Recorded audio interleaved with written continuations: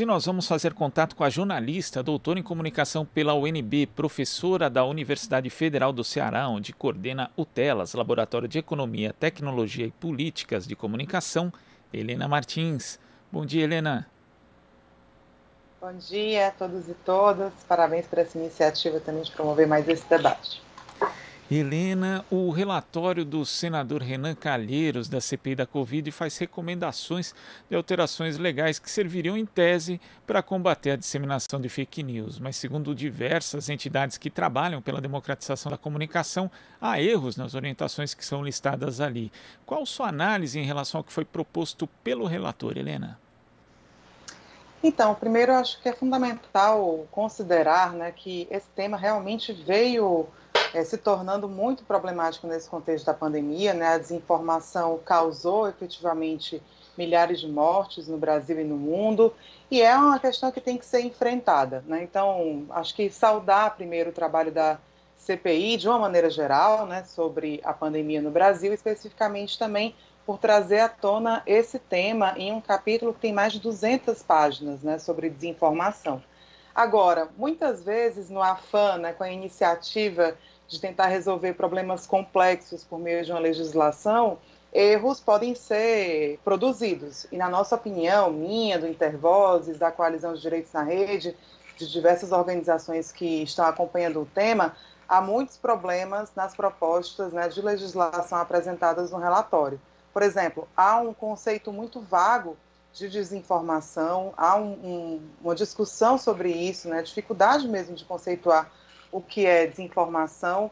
Há uma lógica que se propõe a aperfeiçoar a identificação de usuários e perfis nas redes sociais, que vai desde exigir registro de CPF, no nosso ver, o que pode fragilizar ainda mais a proteção de dados de todas e todos nós, né, que utilizamos as redes sociais. Eu sempre brinco assim com isso. Acho que não seria natural se a gente fosse entrar num shopping, em qualquer lugar, né, todo mundo ter que entregar o seu CPF, né? Então não pode ser natural que a gente entregue os nossos dados para as plataformas de redes sociais. Além disso, tem uma lógica de criminalização tanto de quem produz quanto de quem compartilha fake news. Pode parecer também interessante, né? Mas é necessário considerar que muitas pessoas que são envolvidas no processo de circulação da desinformação não têm conhecimento de fato de que se trata de desinformação. Então, esse tipo de medida, né, que encaminha para uma resposta penal, inclusive com possibilidade de prisão por compartilhar desinformação, nos parece desproporcional. Além de apostar numa saída, né, de criminalização dos usuários, deixa de ver o que o relatório, inclusive, trouxe de uma maneira bem interessante, que é os grandes que realmente partilham, produzem desinformação e constroem todo um ecossistema desinformativo, inclusive o presidente da República. Então, para o Intervozes, né, para quem está estudando esse tema, seria muito mais efetivo focar, né, na produção intencional, organizada, né, das campanhas de desinformação, do que generalizar, né, uma lógica de que todos e todas nós somos culpados de antemão e por isso temos que entregar os nossos dados e correr, inclusive, o risco de, numa interpretação do judiciário de um conceito muito difícil de ser precisado em lei, né, sermos até mesmo presos, né, por desinformação. E só para finalizar essa primeira apreciação, é fundamental considerar que o Congresso Nacional, há mais de um ano, tem debatido, né, junto com especialistas os mais diversos, longamente, profundamente, proposta legislativa, né, de enfrentamento à desinformação, que é o PL 2630. Né? Houve dezenas de audiências públicas já sobre esse PL, então me parece muito problemático, né, que o relatório desconsidere todo esse processo democrático de elaboração, de discussão, de refinamento, inclusive, das propostas para combater a desinformação já em curso no Congresso Nacional e proponha algo, né, simplesmente a partir dos estudos da própria Comissão Parlamentar de Inquérito, que nós sabemos que teve que se debruçar sobre muitos outros temas, né? Você toca em um aspecto interessante, Helena, que é essa questão da criminalização, porque em geral, quando existem problemas, os nossos legisladores querem criar um tipo penal achando que vão solucionar a questão e em geral não soluciona, né? As pessoas às vezes até têm uma boa intenção, outros não, outros vivem de criações de tipos penais no parlamento, mas isso não adianta. E nesse aspecto do relatório aqui, o que é proposto, Helena, se cria um crime com pena de até 2 anos para quem divulgar notícia falsa e na prática é uma ameaça genérica, né? Porque iguala aquela pessoa que circula ali, às vezes, uma informação porque não checou a informação se ela é falsa ou verdadeira com aquele que produz, com aquele que financia, sendo que para esse que financiam, inclusive já existem tipos penais, eles poderiam e podem ser responsabilizados por isso. Não dá para igualar um usuário com alguém que trabalha numa máquina de produção de fake news, Helena. Exatamente, tenho um total acordo com o teu comentário. Primeiro, assim, nós somos um país, né, que tem milhares de tipos penais e nem por isso nós somos uma sociedade mais democrática. Acho que essa aposta na lógica, né, de sempre colocar em lei, de tentar punir, inclusive com pena de prisão, desconhece os problemas que vão desde o processo judiciário até mesmo nosso próprio sistema penal, que, francamente, né, não precisa ser mais alimentado, ao contrário. E, de fato, em relação à questão da desinformação, você também tem esse problema que é da dificuldade de precisão do que é desinformação, inclusive na academia, há vários conceitos, há muita dificuldade de se apontar, porque às vezes pode ser algo descontextualizado, às vezes pode ser uma mentira, outras vezes pode ser um erro. Então, a meu ver, é muito mais efetivo e tem um risco menor de imprecisões, né, focar efetivamente na produção de campanhas de desinformação de forma organizada, financiada, etc. O outro problema que você comentou, né, que vale a pena a gente ressaltar, é de fato vivermos numa sociedade onde a educação para a mídia é praticamente inexistente. As pessoas até hoje não conhecem, de uma maneira geral, os processos editoriais, as escolhas, né, toda a lógica de elaboração das notícias, que já desde a radiodifusão também é permeada por interesses econômicos, ideológicos, né?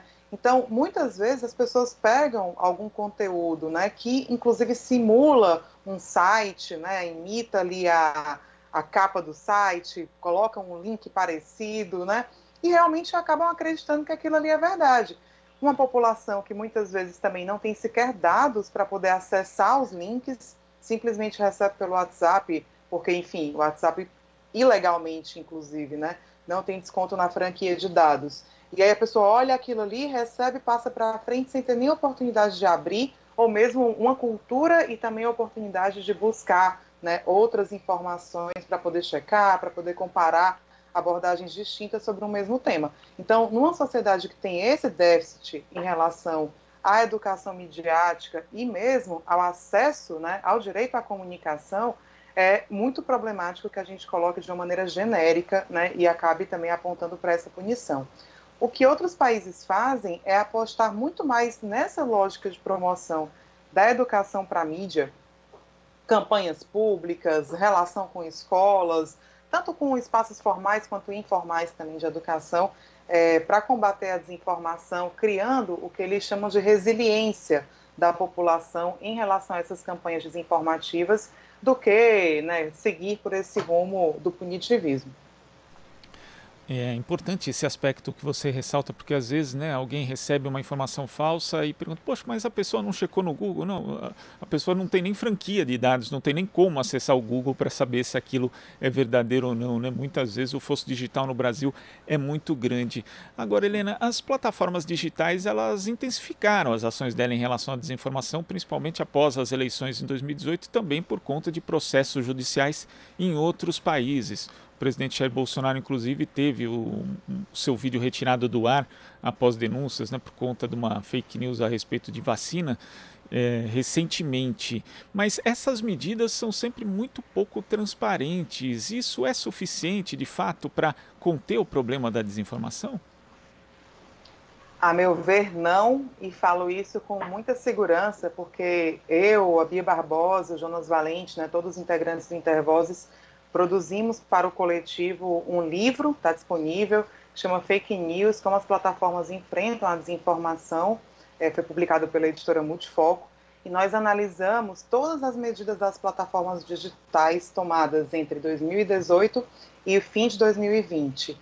Primeira coisa que veio à tona, né? Não há nenhuma organização dessas medidas. As plataformas não disponibilizam, em geral, espaços, elas não tipificam, inclusive, o que elas consideram desinformação, elas não possuem, né, instâncias internas para lidar com esse tema, como comitês específicos, enfim, né, e o que nós percebemos, em segundo lugar, é que as ações, elas foram tomadas sempre de uma maneira muito reativa, né, em relação às pressões da própria sociedade. Então as plataformas, elas não queriam, não fizeram, né, por vontade própria, inclusive porque, em geral, elas não reconhecem que há um problema de desinformação, né, acontecendo, nos seus espaços, né.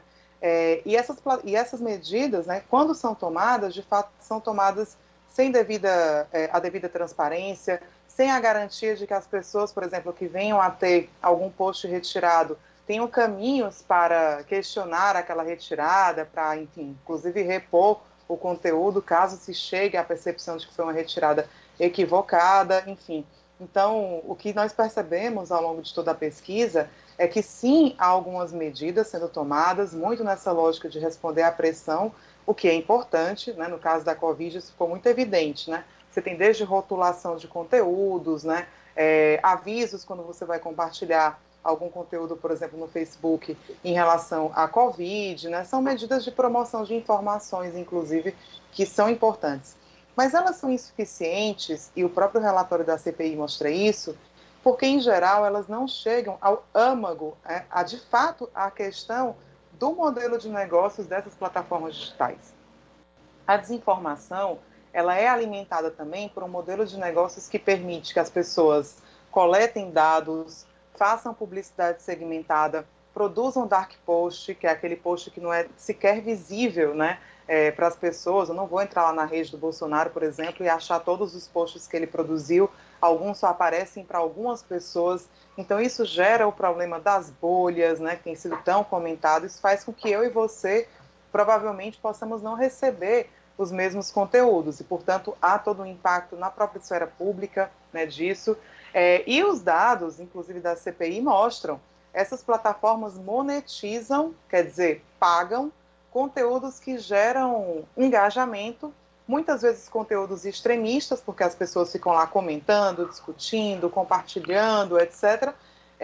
E para elas, né, numa lógica de meu objetivo é lucrar e não necessariamente ter um desenvolvimento ético, né, da comunicação, para elas isso não é um problema. Então, essas plataformas, elas têm mantido os conteúdos desinformativos de uma maneira geral, inclusive sobre pandemia.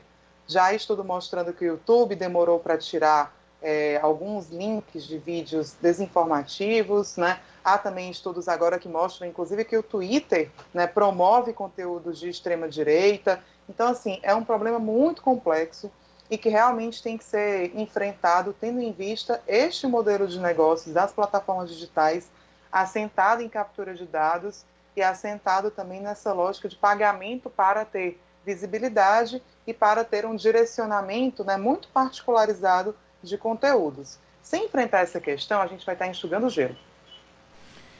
Agora, tem também a tramitação do projeto de lei 2630 de 2020, uma proposta que institui a Lei Brasileira de Liberdade, Responsabilidade e Transparência na Internet, que tramita na Câmara dos Deputados sob relatoria do deputado do PCdoB de São Paulo, Orlando Silva. Isso pode representar um avanço num setor que, como o Intervoz sempre denunciou, o setor da comunicação que é tão pouco regulado no Brasil, principalmente quando a gente compara a outros países, Helena? Sim, acho que pode representar um avanço, e especialmente porque fruto de um processo de diálogo com organizações especialistas, né? Digo isso porque esse projeto, ele já passou por muitas fases, né? Houve momentos iniciais do projeto onde o teor vigilantista, por exemplo, era muito forte, e as medidas, elas foram sendo adaptadas, foram sendo modificadas até se chegar em um projeto que tem uma parte muito, muito, muito importante, e que foi fruto dessa discussão com a sociedade civil, que é de exigência de transparência dessas plataformas. A meu ver, essa é a melhor questão, né? Imaginar que a gente tenha que ter relatórios, imaginar que a gente tenha que ter devido processo, portanto, instituir um procedimento, né, de uma governança multissetorial em relação às plataformas, acabando com essa ideia, ou pelo menos enfrentando essa ideia, né, de que não se pode regular as comunicações. As comunicações, elas já são reguladas, elas são reguladas em todo o mundo, né, inclusive no Brasil. A gente pode discutir qual é, né, a qualidade dessa regulação, mas há leis, inclusive na Constituição, sobre comunicação.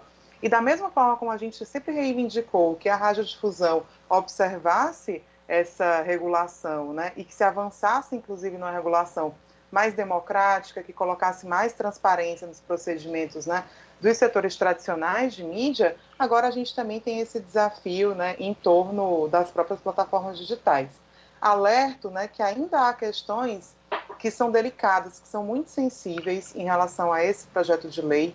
Inclusive, na semana passada, no fim da semana passada, a Coalizão de Direitos na Rede, né, divulgou uma nota assinada também por várias organizações, né, colocando críticas a um ponto específico desse projeto, que é a ideia de rastreamento de comunicações, especialmente em aplicativos de mensagens, né, como o WhatsApp. Mais uma vez, né, algo que parece inverter a lógica de causalidade e pensar todo mundo como possível criminoso e, portanto, vai ter que se rastrear todo mundo, e não ter uma lógica de vou ter uma denúncia, vou investigar, vou buscar quem realmente pode estar promovendo essa desinformação e, se necessário, avançar sobre sigilo, enfim, através dos mecanismos da própria justiça. Então, é um projeto importante, é um projeto que tem esse avanço, né, sobretudo na consideração de que as plataformas têm que ser reguladas e também na garantia de mecanismos de transparência, mas que ainda segue em debate, né, segue em discussão, elaboração, e, obviamente, muita pressão ocorrerá até que esse projeto venha à votação. Convido, inclusive, os ouvintes, as ouvintes a acessarem o site da Coalizão de Direitos na Rede, onde há mais detalhes, né, sobre essas controvérsias ainda em torno do PL 2630. E é sempre necessário lembrar também, porque esse é um debate interditado na mídia tradicional, que regulação da comunicação não é censura, Helena. Claro, é isso, né? Como é que a gente vai discutir regulação das plataformas digitais, né? Que tem uma série de complexidades, dada essa lógica da opacidade, né? Da falta de transparência, da existência de algoritmos que organizam a conversação pública, né? Se a gente ainda tem uma sociedade que, infelizmente, não debate bem nem a regulação dos meios de comunicação tradicionais, né? Eu sempre penso que o Brasil ele foi sendo atropelado pelo próprio desenvolvimento das comunicações, e os desafios foram sendo superpostos, né? A gente tem ainda o desafio da regulação da radiodifusão, continuamos tendo muitos problemas nesse campo, né? Basta ligar a TV na hora de um programa policialesco ou rádios como a Jovem Pan para a gente perceber que há muitos problemas no uso de uma concessão pública, né? Até a falta de pluralidade, de diversidade, né? Que são absolutamente necessárias para uma vida democrática. E a gente chega, né, no cenário hoje da internet, dessas plataformas digitais, somando, portanto, esses problemas, né? E acrescentando outros, que vão desde a dificuldade de acesso, se a TV já chega, né, em 98% das nossas casas, né? Quando a gente olha para a internet, ainda temos quase 30% de desconectados, e muito mais do que isso, né, uma parcela muito maior com a conexão muito precária. Então você vai ter desde o problema de acesso até essas outras questões que vão surgindo, seja de desinformação, seja de discurso de ódio nas plataformas, de captura de dados, de vigilância, enfim. São muitas questões que estão postas, né, para o debate, e é fundamental que a sociedade avance, né, na consideração sobre elas. Helena, queria agradecer demais sua participação aqui no Jornal Brasil Atual e até a próxima. Muito obrigada a você, todos os produtores que ficaram em contato, aos ouvintes também. Queria fazer um pouco de merchan aqui nesse momento, Opa, mas por favor. por uma ótima causa, né? O Intervozes tem produzido algumas pesquisas sobre esse tema, né? Lançamos um livro no ano passado que discute desde o conceito de desinformação, a sua vinculação, né, com essa conjuntura de crise política, até apontar medidas também de combate à desinformação que vão muito além dessas medidas legais que estão sendo discutidas especialmente aqui no Brasil, né? Como eu mencionei, também lançamos este ano um livro sobre as medidas adotadas pelas plataformas digitais, que faz todo um levantamento de fato dessas medidas. Isso não foi fácil, porque, como eu comentei, essas medidas estão muito dispersas, né? Então, para quem estuda o tema, para quem se interessa, quer saber sobre isso, pode procurar lá também, são materiais que estão disponíveis para download. Então, podem procurar o site do Intervozes para conseguir acessá-los. Além disso, eu queria só terminar fazendo esse convite, né? É fundamental que a sociedade se engaje nesse debate.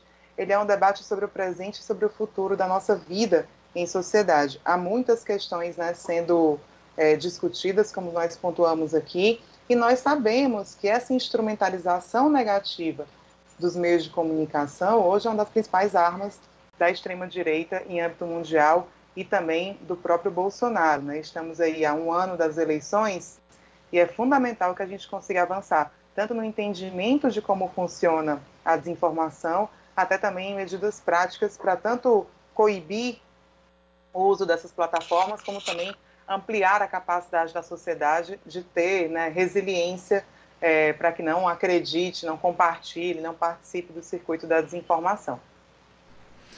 Muito obrigado, Helena. Conversamos aqui com a jornalista, doutora em comunicação pela UNB, professora da Universidade Federal do Ceará, Helena Martins. Você está ouvindo Jornal Brasil Atual. As notícias que os outros não dão.